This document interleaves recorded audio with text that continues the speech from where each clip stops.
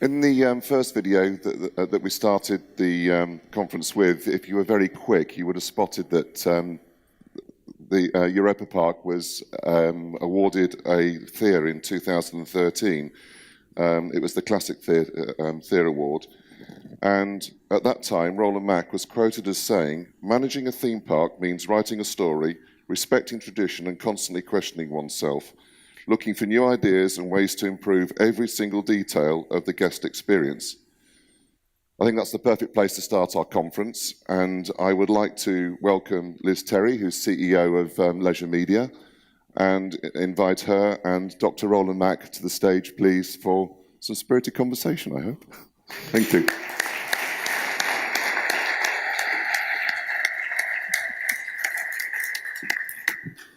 Thank you, good morning. And we have a huge privilege this morning to have a bit of a fireside chat with Roland. This is a story that goes back to 1780. So I get to start off with a little bit of storytelling, which is very appropriate at a storytelling conference. 1780, the Mack family set up business. And this is now the 8th generation, for those of you who aren't familiar with the story of Europa-Park, to be involved in business. Started off making all sorts of things for showmen, carriages and engineering works for showmen. And then I think they got the bug and started to think about moving into the showman business themselves. And in 1921, they made their first roller coaster. Europa-Park opened in 1975, and we're here to talk about that journey and to find out some of the things that happened. And fortunately, in the background, you'll be able to see some of the backstory visually, and it's been quite a journey for this extraordinary family. So maybe we could start off just telling us a little bit about right now. So we can talk about the history as we go along, but you're just about to open a major development with a new water park, a new hotel, which is going to be taking you from being a theme park into being a destination. So could you just start off giving us a bit of insight into that project? Absolutely. Thank you. Thank you for the invitation. Thank you for coming here to Europa-Park to join some days with us, to join some and to exchange experience. It's really a storytelling company, that's true. If you start in 1780, that's before America was founded. Yeah. And I would be happy if I would know more about the very beginnings. We tried to get a lot of pieces together, and we succeeded so to our 200th, to our 200th anniversary of the Mack company. We brought out a book, and we tried to find all the information going backwards, and finally find that my great-great-great-great-great-grandfather, he was working for my hometown to build water pipes. Maybe this was the beginning of the Flume ride. And then he was working for the city of Waldkirch, and finally we found an invoice. He bought wood from the city. So this was a sign that he was starting to do his own business. He was born in 1755, and he started his own business in 1780, building the pipes that time out of wood to serve the homes with water all around his hometown. And he already started to build carriages for farmers, and so did his children and his grandchildren. We built trucks for the industry, to construction industry, and also we sold those trucks to foreign countries. We found pictures when we sold those carriages to Italy. So this was the start of the export, which is now 95% of our business. So everything has its source, and it's really a great story, because then we started to build the carriages for the carnival people, for the circuses, and finally we end up in the 19th century to build the first rides. You presented me a carousel. That was the horse carousel, which was built by my great-great-grandfather, and I still have a horse of him in my house. And if you take out what's that? Schwanz? What the horse has in its back. You find a paper where it says it was carved as a present to his kids by himself. And this horse, which is now more than 100, I think more than 120 years old, is still in my house, to remember the carvers and the craftsmen, which Mack has always been. And in the beginning of the 20th century, then we start to build those portable rides. We served the industry in Germany almost completely. If you went to the Oktoberfest, 50% of the rides and caravans and everything the carnival people did need in this time was from the Mack company. All the big fairs, Hamburg, trade show, Stuttgart, Düsseldorf, Rheinkirmes, and all the others had been served by Mack. And we had been the most comfortable trailer builders worldwide. It was the Mercedes of our industry. We built about 10 to 15 big home trailers with everything inside, because the carnival people, as you know, they travel around the whole year and they would like to take their home with them. And the quality was outstanding of those trailers. I had to close down this section. That was a hard time for me because Mack built about 60 to 70 trailers each year. And I was the one who closed the trailer business to change the industry more to be only a ride constructor, because the last trailer we built was over 1 million mark, 1.2 million mark, and there was no market anymore. It took us about 8,000 hours to build those cars, so it was much too expensive to buy. They had to concentrate on ride investment, the carnival people, and there was no big market. And it shows that all our competitors went out of business in that time building trailers. Then we had another big... Then you moved very much into the ride business. So what advantage is it in being a theme park operator to have a ride business where you can develop, design, imagine anything that you want to build and build your own rides? I think to go back a little bit is to understand, because you've seen, and the words in the announcement before said, talked about details, talked about quality. I think if you're a constructor, a ride constructor, trailer constructor, you have to look for details. You have to be a very good craftsman. You have to observe the quality every day, and that was the Mack quality which came out. And I think this was a very good start also to develop the Europa-Park. We started very small in the 1970s, but we started with a high quality in the very beginning. My father was a craftsman through and through, and I studied mechanical engineering at the university in Karlsruhe, and quality was always, also if we had been a very small park, was a very high demand to our standard. And I think I must say a little bit, I said I closed down the trailer business. Then finally, with the development of Europa-Park, we had a third leg. We started to construct not only mobile rides, we started to construct rides which could stay on foundations, like water rides, transportation systems, roller coasters, and so on. And in that time, most of our competitors in the German market and in the European market went out of business because the carnival business started to slow down, and there was a big demand for new theme parks all over the world. And as I said, we had about 95% import that time. And with the start of this window of display with the Europa-Park, we started to become an international supplier. It was a window, it was a display for our rides, for our new products, and all the competitors in the 1780s went out of business because they hadn't a showcase to show their rides, to show their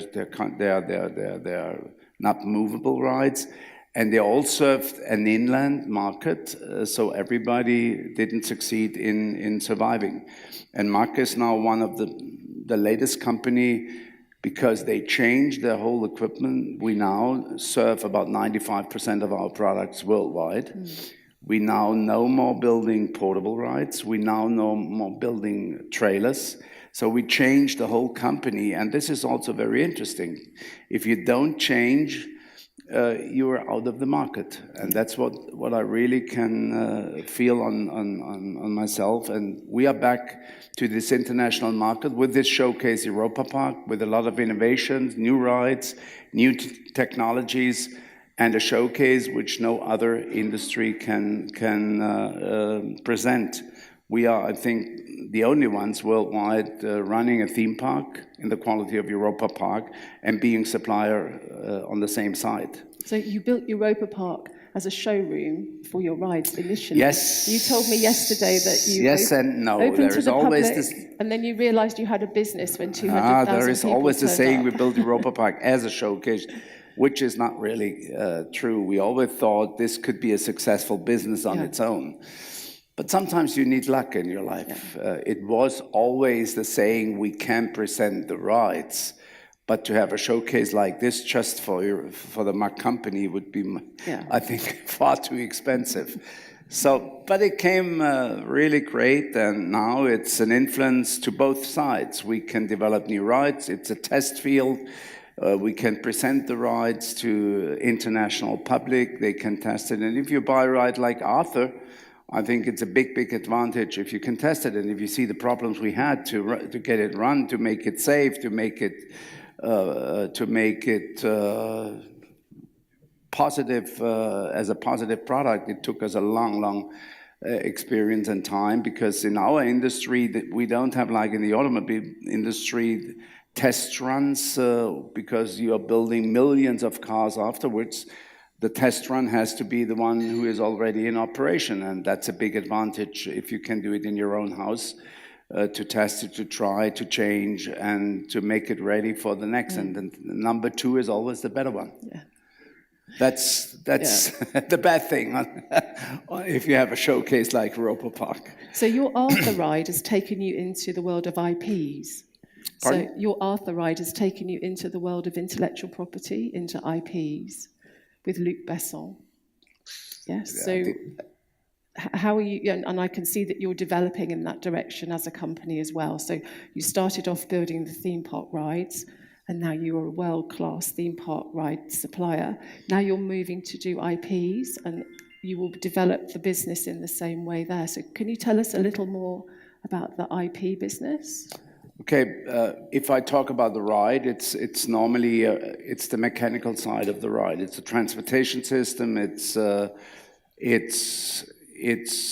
necessary to transport IPs. That's true. And each ride we have, maybe as a mechanical equipment, the mechanical piece is a mechanical piece for another part with another IP. That's true. We have another IP on Arthur, for example. In Dubai, we've built transportation systems. We talked about yesterday for museums. In Europa-Park, we use it as a haunted house. In England, it's a transportation system through a museum, Bewley, as you know, where you have your conference last year. So it could, the mechanical piece could only be one equipment of the whole themed area. For us, if you talk about IP, it's getting much more important than it was in the very beginning. We did start not being Europa-Park just on the name, but it was not themed in the very beginning. We started the European theme because we had no money. It was too expensive to build this themed around, but we had a clear idea that we should not build just a trade show or trade fair or carnival look like. We should have a theme park, and that's why we found the name Europa-Park. And we started then in '82 with the first themed area, which was Italy. And we then developed about 15 different areas that way. And now in the last years, we also starting to theme rides, shows, cinemas with our own films. And if you go to the Voletarium, we do have the possibility to also create our own films, to have this, not only the ride system, but also the theming to it. So with Mack Solution, we do have designers in-house which are able to give not only to the ride a story, but also the theming around the ride.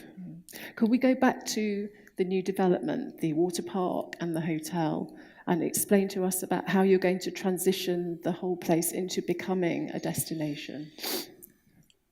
That was when we started this park. We never ever thought to be a destination. But finally, we found if we grow and grow, we have about 85% repeat business. We knew that we had to build new rides, new attractions every year, and this makes, I think that's a very interesting point for everybody in the room. If you are an investor and you have to go, and you all know we have to grow, we have to have new rides to get the people back, we suddenly recognize this is a good way to go, because for the daily visits, you get always new attractions. So it makes somebody will come from Freiburg, 30 miles away, or from Strasbourg, or from Switzerland. He may only visit the new attractions, the new things, because you've seen the old ones. But for the visitors coming long distance, it's much more to see. So they want to know, they want to experience the whole park. So it's necessary not to stay only one day, it's necessary to stay overnight. That's what we found when we getting to a certain size in the park in the 90s. So we started to build our first hotel in 95, and we finally found out this is a way to go for the future. To be not only a daily visit, but to be a destination place. And the destination idea, that was coming up in the 90s, and that was my line for the future development. We finally then got the exit to the Autobahn, which was a much, much better exit to the park. And by the development of this Autobahn exit, we could find another 145 hectares to buy, where we could expand and where we could change the use of the land to develop this destination, Europa-Park. We had then, after building more hotels, there was a big demand for the hotels. That was really a great business to go in. And but you have to have the development on site on the park, as I said, with rides, new attraction at the same time. So there was a big discussion between my father and myself in the 90s when we decided to build the hotel, is that we have to build another theme area around the hotel right away. Same time, to make it more interesting, to be bigger, to give longer stay for our visitors. And as we developed more hotels, we then put another step between, that was the winter opening. That was another time in our development where everybody said, now they started to have a good business. Everybody thought it's going to go bankruptcy when we started in 1975. Now they're going to go bankruptcy again, another time, building hotels, starting to open in winter when nobody will show up. And that was all different. And how has your winter opening affected the visitor numbers? So what have you been achieving? On the winter time, you mean? Yeah, we decided to open wintertime because there was another step to go for all year-round business. And so how many people have been coming in the winter? I have to count everybody on its own. We started with 160,000, but we gave them a very cheap price in the afternoon. I think 50% of the 160,000 came in the afternoon and paid only €5 or something like that. I was really checking everybody coming in. But we learned, it was a nice story how we started this winter opening. It was in the year 2000. Everybody in the world thought we have to go with a great idea if the century is going to turn over to the 21st century. And I said, I'm going to open the park. And everybody in my family, even my grandchildren, will know that the grandfather almost killed the company by opening this park in winter. And then it came closer and closer, and everybody said, you want to open the park? Now we have to start. And, so I really get scared myself, But on the 30th, we always had a gala on the 31st, and on the 1st of January, I said, we're gonna open 3-4 rides. We did no decoration, no nothing. And the people went, it was cool, it was cold. They all walked around because maybe they had headache from the night before. So they walked around and they didn't come back. They didn't show up in the hotel anymore. So I said, let's try next year, but we have to do more. So we started a little bigger, we started to decorate, but we closed down a lot of sections in the park because we thought it's not possible that we can open the whole area. So they went over the fences next year, the people, and we said, oh, come. They asked to open roller coasters. I said, how come? It's cold. With a hangover. Yeah. So we started to open roller coasters. So we started to put more heated areas. And I remember to talk to Michael Eisner once when he came with Bob Wells to the park, and we were talking about Paris. And I said, Mr. Eisner, I can't understand how you can open Paris in wintertime. And he said, we have ovens all around. So he was right. You need more heated places. You have to get a lot of more indoor installations in wintertime. And you need a completely different decoration. We take about 3, 4, 5 million euros every year to change the park, to decorate it, and to make it even more emotional than in summertime now. And it's a great time of the year. We are fully booked in the hotels. We have almost 750,000 people coming in December. Occupancy of the hotel is almost completed, and we have days, if the weather is not too bad, you think you're in summertime. So we almost open all roller coaster. We're changing wheels, we're changing creasing so that we can stand lower temperatures. We not open the water rides. We do more shows and parades, and we decorate the park incredible. And it's a big, big chance because we can open in the nighttime. It starts to get dark at 4 o'clock, so you get a totally different atmosphere in the park than in summertime.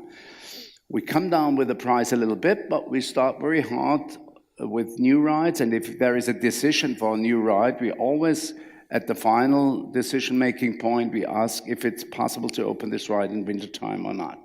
And if a ride can be open in wintertime, we would do the decision for this ride. So like the Voletarium, and we have now much, much more to offer, and we try to come with our entrance price close to the summertime. So this was a step between. So now we are open almost 9 months, and the next step will be Rulantica with the indoor water park with a covered section, so we can be open all year round. And that's great for the hotels. That's great for the quality of our people working for the park, because we don't need to hire them as seasonal people. We can keep them over a whole year, and then we are much more interesting for as an employer for our staff. Yeah. The thread that runs through all of this is your creativity. So can you tell us a little about your creative process? You know, how do you start with nothing? This was a field once. It's hard to imagine, and you've built this extraordinary place. What is that creative process that you just keep on driving through and through to keep building and improving everything? I think I had the great chance being born to a family which lived on site. When I looked out of my window, my sleeping room, I could see the rides growing. I was one of the best friends of my school class because we needed a lot of testing people to try the rides, which is no more possible today because we all built them in bits and pieces and put them together on site, because they are too heavy, and we need foundations. On portable ride, that was not necessary, so every ride was tested on site. And my father and my mother, they took me to the carnival people. We were sitting there in the caravans, we were sitting in the tents, we were talking about new rides, we were talking about the business.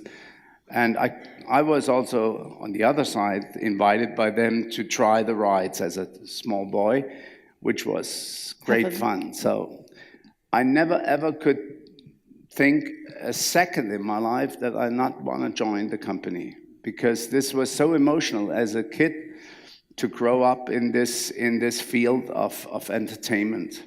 That was the first step. I thought I need to have a right profession, so I went to university, and I remember talking to the professors what kind of education I should go to build roller coasters. They were looking at me, and I went to the electronics, I went to the mechanical people, I went to civil engineering, but finally, when I come home, I knew I'm gonna go for mechanical engineering. The good thing was that I was good in mathematics and physics, so I took the chance to do this education. I think the combination between my growing up time in my family with my parents and with the carnival people and with the circus people, the small Roland, he went to the circus and gave the flowers to the lady, to the owner of the circus, because she was showing the elephants at the last number. And then I could go as a 6-7-year-old boy and gave her the flowers, because we were building all the currents for the circuses, so we had to go there to show the show, to look for the show. And those things are so emotional that I think the combination with my education on the university and with my background of growing up, I think this combination is unique.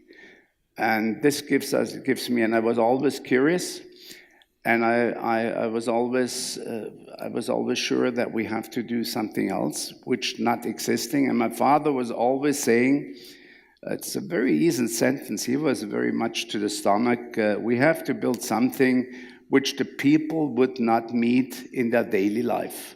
And he is so right. Mm. It's the greatest moments if I'm in my hotel and there is somebody coming in and have this a whole family with the kids and big eyes, and they say, it's like vacation. I always think, it's vacation because they are not working. But still, to give them the feeling that they are in vacation, I think that's the success of our business in our days now. And how do you get through that whole process when it comes to inserting... Hard work. Yeah. Hard work, daily in business, daily operation, daily trying to solve problems. It was tough because we have been one of the first in Germany building a theme park, a steady park. So if you know the German councils and the political people, we are a production country. We are not an entertainment country. We like to work. Entertainment was a difficult word in Germany after the Second World War. And now there is somebody trying to be open every day and to get fun to the people every day where they normally should work. So it was difficult to get the permits to convince the people that this area is going to be a special area for develop rides, shows, and they all thought they are going to build something which maybe they take it down the next 2 or 3 years. They had been very surprised that we started to build lakes, constant buildings, foundations, things which you can't move every day. So this was a tough time, and everybody thought we are going to go bankruptcy on this location. There's no big city around, there is nobody would show up, and by a sudden, when we opened in the second year, we almost had 750,000 people. After the third year, we always run over 1 million. So, next problem, traffic. All the cars hooked up on the Autobahn. 100 hookups on the Autobahn every season. 2-hour waiting line on the fastest road between Frankfurt and Zurich. So we needed an Autobahn exit. We needed train connections.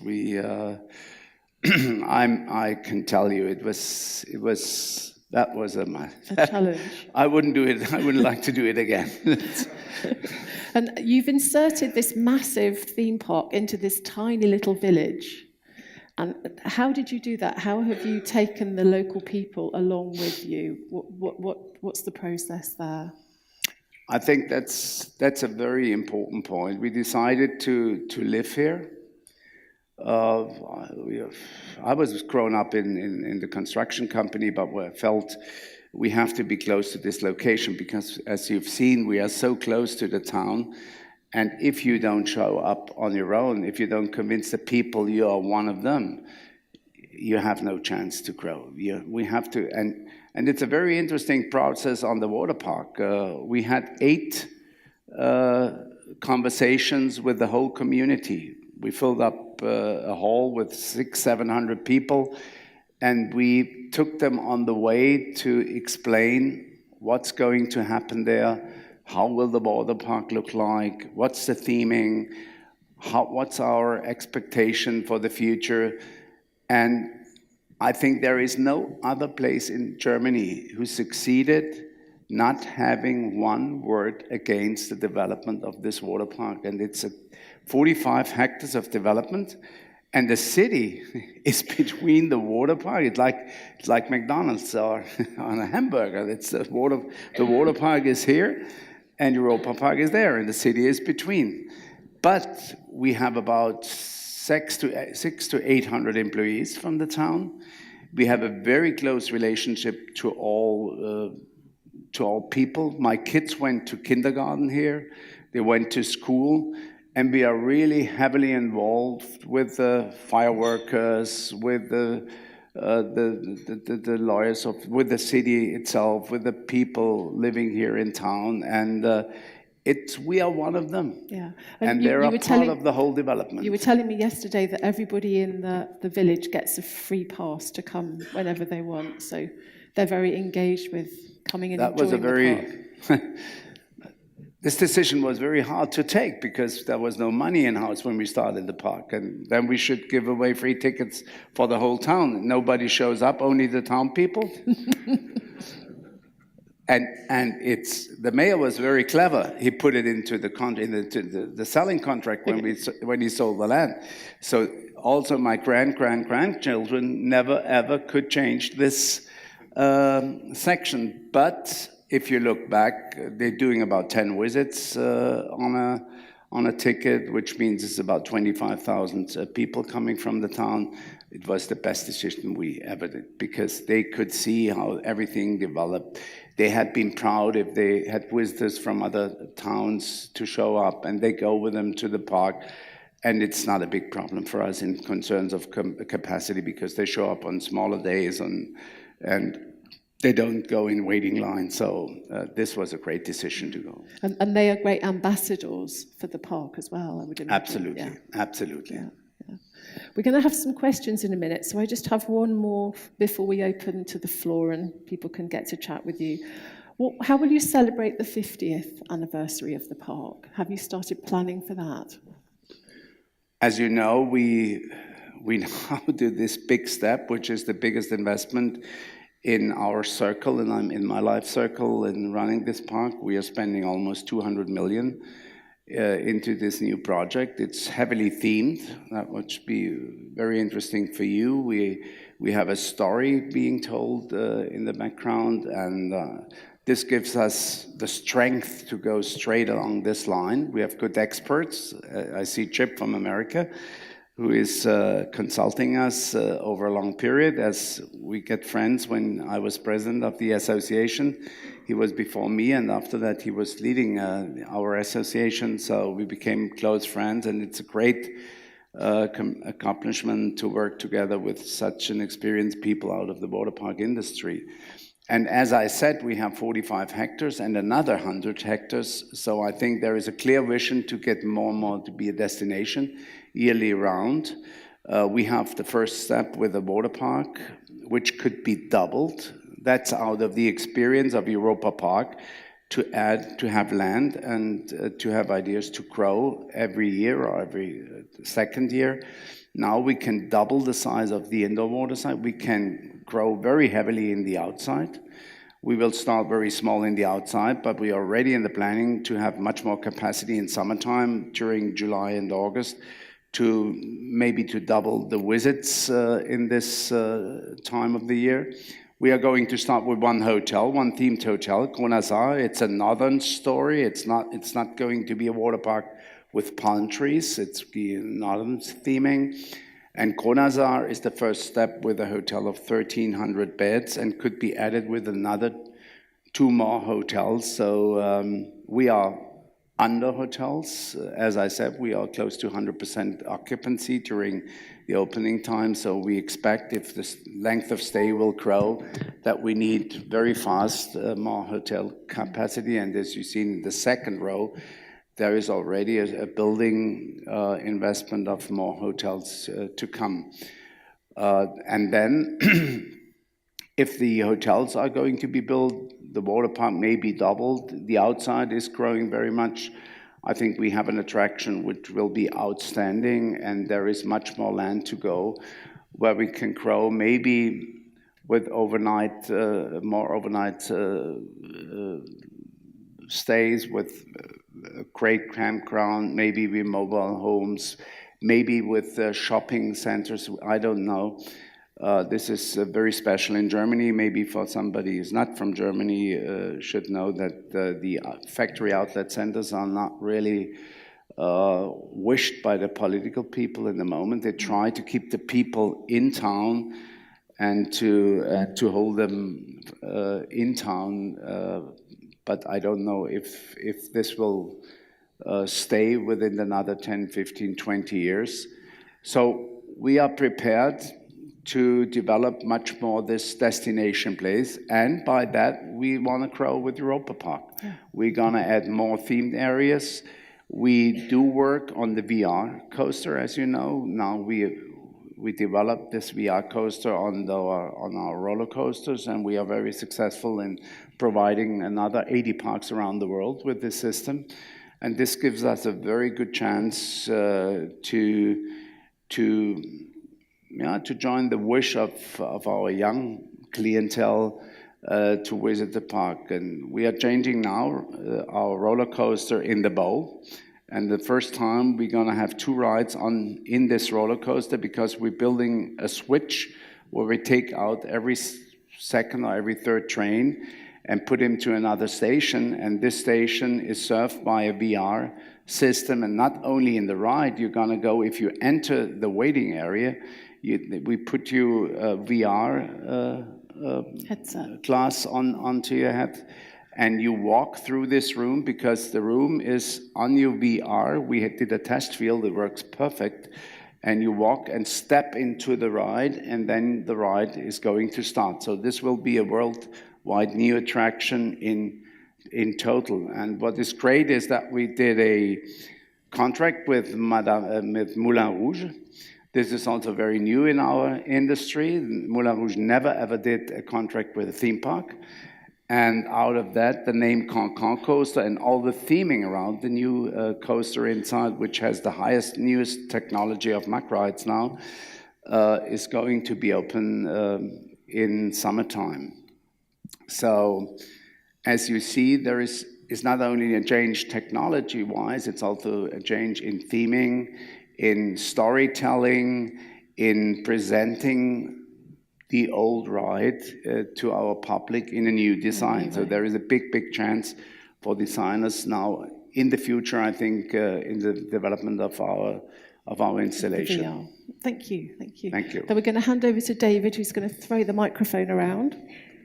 So, take the opportunity to ask Roland some questions. So if you were at SATE last year, you'll remember that we had the catch box, so we will literally throw this around and you speak into this part and your voice will be heard. So, questions?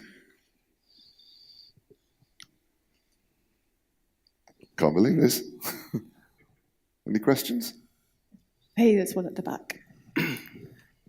Can you throw that far? I can throw in a minute, yeah. Is this what I speak into? Yes. No, you just talk. I can just, you're right there. there. You just talk. It will. Okay. Are most of your visitors German? No, we have very international public. We do have less than 50% German. That's something which nobody expected when we started to build this park. We have about 20% French, 20% Swiss, and 10% Europeans, international business, and less than 50% Germans. So it's not only the name Europa-Park, it's a very international site in the meantime. Here. We take one down at the back. Test. Hey, that works. we're under enormous pressure in our industry to be environmentally friendly, to rethink how we use equipment and how we draw power, how we feed people. What is Europa-Park doing very specifically to make yourselves more efficient and to address the environmental consciousness that's expanding in the world? Environmentalism. That's a big thing to show up in the meantime. We had to have about 50 different surveys to present when we developed Rolantica. And especially the environment side was very difficult. It takes 2 periods to watch how the living situation of animals, of birds is going maybe to change. If there are animals in the ground, we successfully not found any animal which is on the list. So this makes it very expensive. The German Bundesbahn, for example, they have to pay, I think if you transport those reptiles, one reptile would cost you about 8,000 euros to bring this reptile from one point to the other to build this railroad development. And we had been very successful but we had to build fences, we had to build tunnels where the deers could walk over. They tested over a whole period of 1 season the fly of Fledermäuse, the mice flying. Yeah. And there are books like this written, but we finally succeeded in convincing everybody that we are not disturbing environmental, but we have to do other things. Because if you're using land for development like ours, you have to create environment points, we call it. You have to buy points, or you have to spend money into the nature. We are rebuilding bridges in the Rhine area outside the Europa-Park between France and Germany to develop the nature. We are building those water fences out of the last century south of here.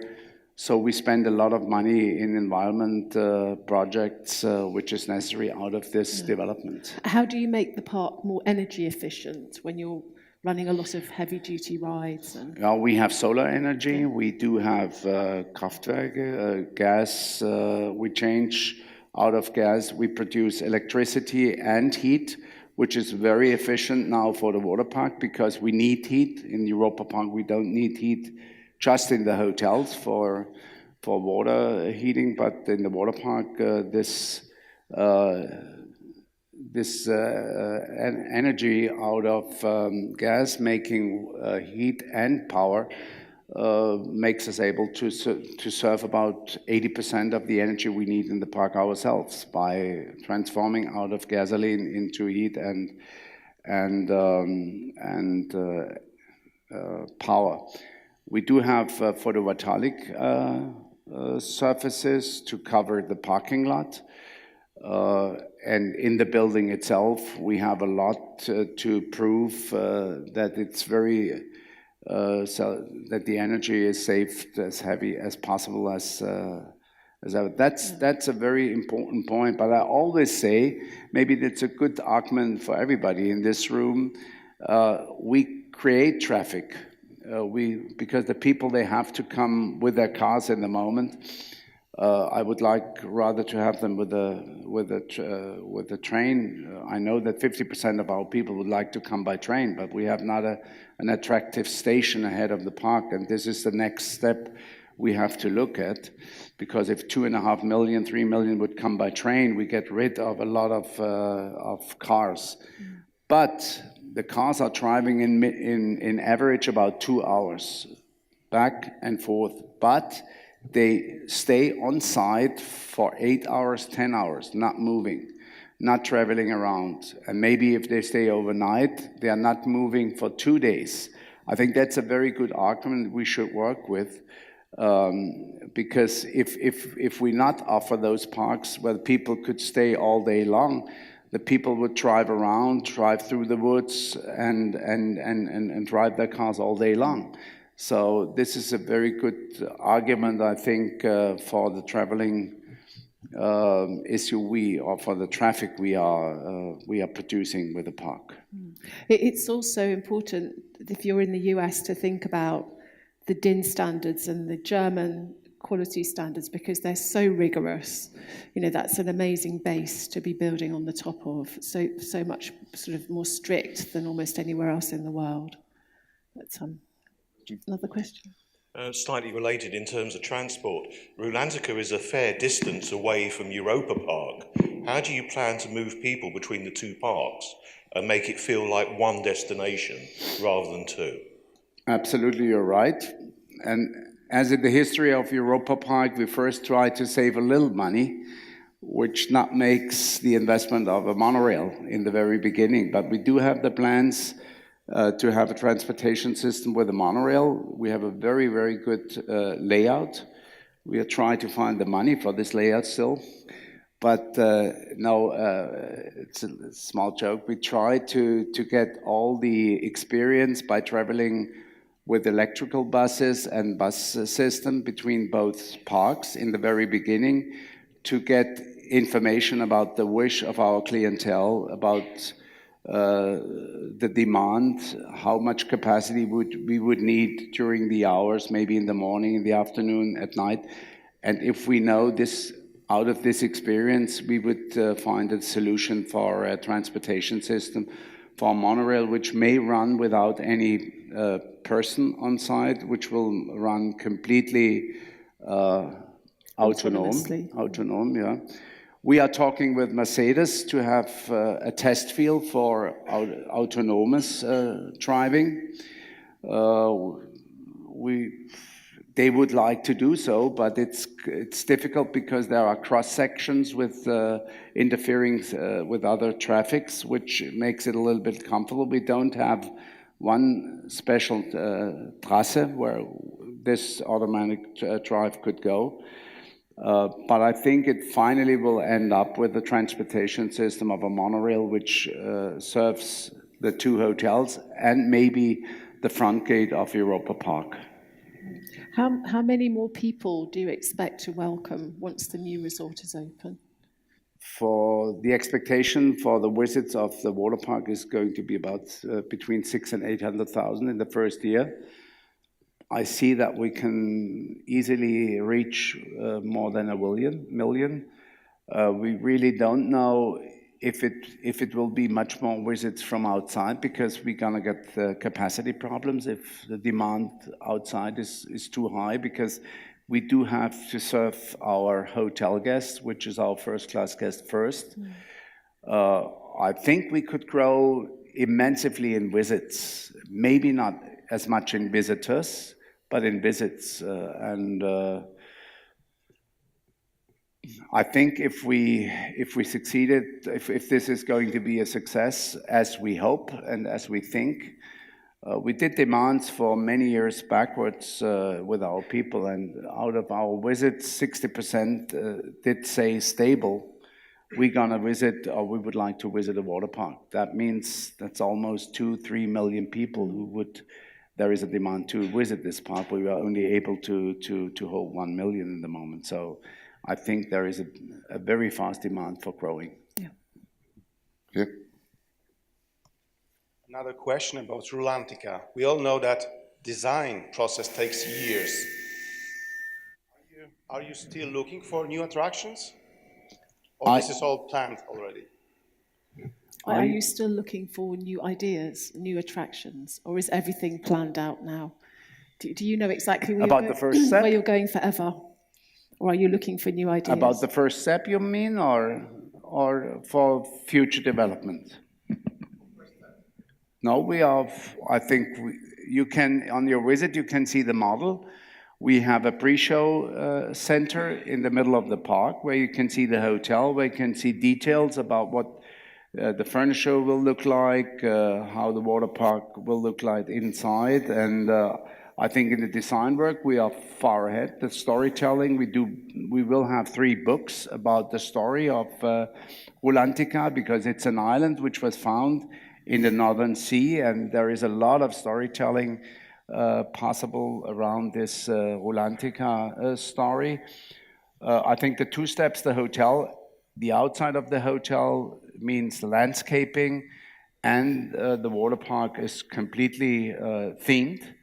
There is a lot of detail work, how you connect the theming to the existing building, to the architectural side. That's quite complicated sometimes, although there is water involved and cleanliness has to be watched. So there are a lot of connection points which have to be clear, but all the details in the hotels are almost finished. All the works are on the way. So I'm hopeful that we can hold the time to open the hotel next April, fully themed, and the water park end of next year for the winter opening. So this would be the first time in our history that we would have a year-round business in 2019, 2020.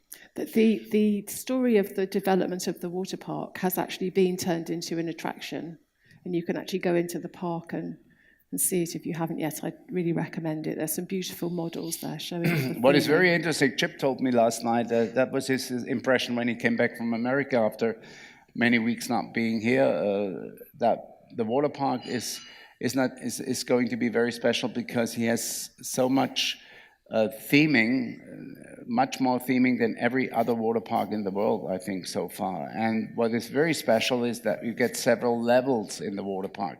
It's not only a flat area where you walk through, but you have a medium level, you have a higher level, you can look down, you can look up, and I think that makes it very, very interesting, especially also for young kids. Also our tunnel, which goes into dungeons where we can put up our experience out of the park to have a themed ride for the lazy river, which is not really used so far in other water parks.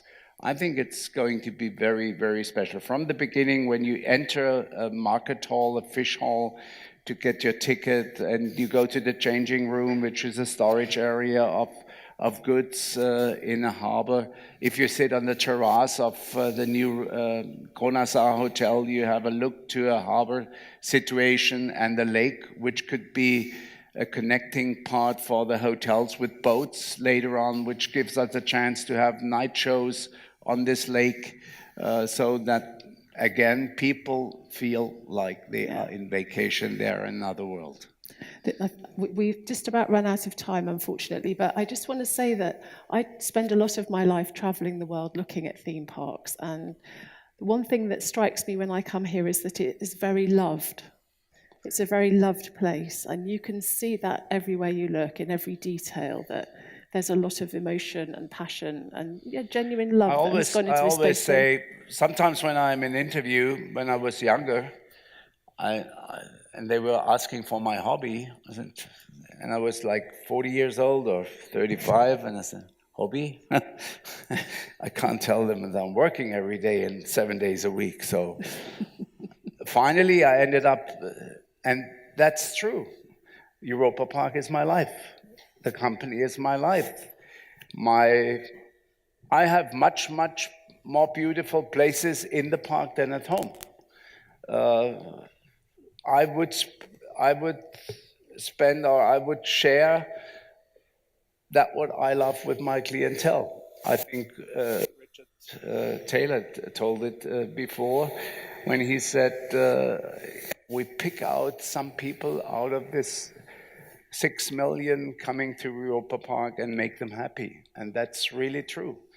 What I love, I try to give to the people. And I think that's very authentic, and the people feel it. And he said also another very important thing. He said, Roland, I have the same feeling when I visited Disneyland in the time when Walt Disney was alive. It's the same feeling here. And I don't know, but that may be the difference between corporate parks and family-run parks. And we are transporting about 600,000 people every day. We are not transporting potatoes or iron or something else. We're transporting kids and families. And if they see the owner, if they know the owner is behind this business, if the owner is going to look for safety, is going to look that we have a beautiful day out, that we come home safely with my family, I think that gives so much confidence to the whole thing. And if you don't like it dirty at home, you don't like dirty in the park. And that's why I'm so much in details. I don't like lamps not burning. I don't like dirt on the earth. And I take them away my own. And it hurts me. If something not working properly, I feel pain. I really feel pain. And nowadays, now, in my age, I say, I love this park. It's my life. And I need no hobbies. So hobby is my park. I think I have the best profession you ever can find. So we heard that you're celebrating a very special birthday next year, and that the new development and the new hotel, you're just really birding that to have a great big party. So we hope that that's a really successful yeah, I said my wife can have day the for first you. party because she's a little older than myself. That will be the testing party, and my party will have good food. Everything would be fine, and everything is tested. The show is going to be better because it's half a year later. So it's a double celebration year for you two next year. So we wish you all the best with it. Thank you very much, Roland Mack. Thank you. Okay. Thank you.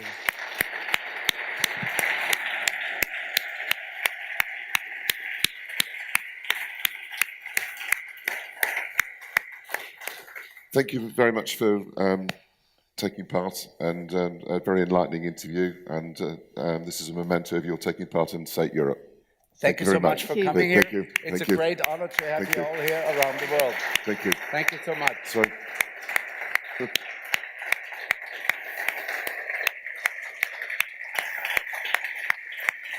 thank you.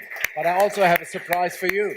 All right. Maybe not everybody in the room do know that you are going to have your 60th birthday today. And you...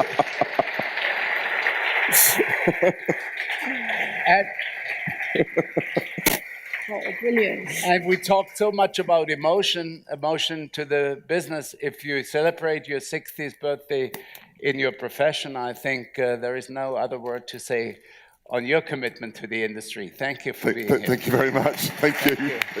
All the best. Thank you. All the best.